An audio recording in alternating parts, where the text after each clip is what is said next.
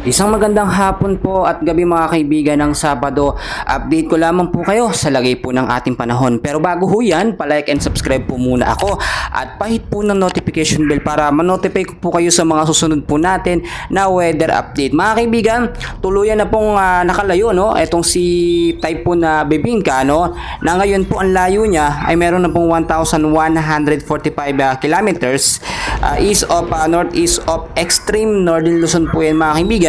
Nasa labas na po yan ng PAR at hindi na po yan actually namomonitor ng ating radar no, medyo nakalayo na kasi at wala na po itong masyadong direktang epekto sa ating bansang Pilipinas. Do meron pa ring trap ng hangin nakapalibot malapit sa PAR pero mahina na po yun mga kaibigan, hindi po kagaya nung kahapon o mga nakarang araw na talagang malakas po dahil pinapalagas niya po yung habagat. Ngayon ang kanyang hangin ay nasa 85 kilometers per hour at meron naman pong bugso na pumapalo sa 105 kilometers per hour. So ito ay hindi na dapat pangambahan natin mga kaibigan.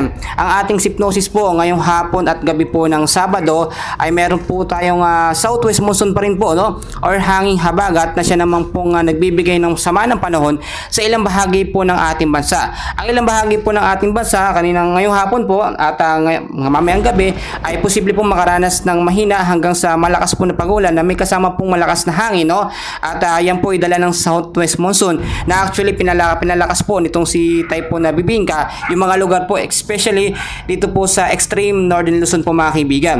So narito po ang ating forecast weather condition sa area po ng Mimaropa, Western Visayas at Negros Occidental.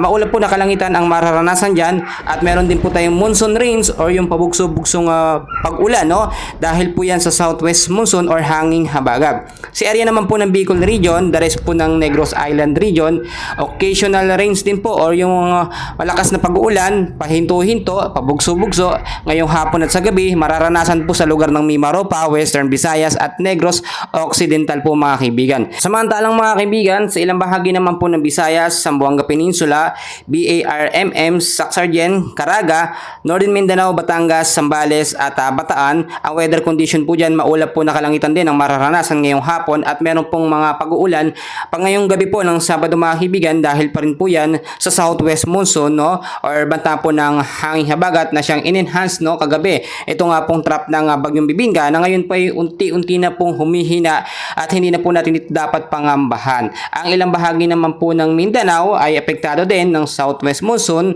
maulap na kalangitan din, may mga isolated light rains and heavy rainfalls pagdating naman po sa gabi. Ang ilang bahagi naman po ng Metro Manila at the rest po ng Luzon, apektado naman po ng localized thunderstorm. So asahan din ang biglaang buhos ng ulan no.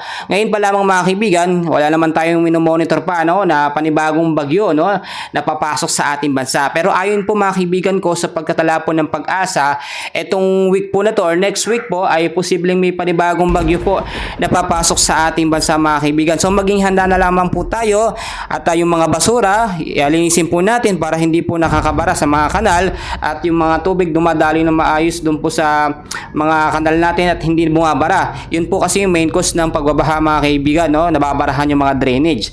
So maging alerto na lamang tayo mga kaibigan. Then sa mga susunod na linggo, binabalaan din tayo ng Pag-asa na may mga panibagong bagyo. Basta bare months po mga kaibigan, asahan nyo po na sunod-sunod po yung mga bagyo na papasok sa ating bansa. Nasa pagtatala naman ng Pag-asa na 2 hanggang 3 bagyo papasok ngayong buwan ng Setyembre. Nakakadalawa na tayo mga kaibigan and hopefully itong isang sinasabing bagyo nila ay wag na dumiretso sa ating bansa. Kasi nga tulad yan, hindi tayo naghahanda, bahain ng ating lugar at hindi tayo pwedeng laging nagkakaroon ng pagbabaha no. Mga kaibigan, meron ulit tayong kaganapan no, and please pakiusap, palike and subscribe po muna ako ng ating channel and pahit ng notification bell para update kayo sa ating weather update. Maraming salamat po.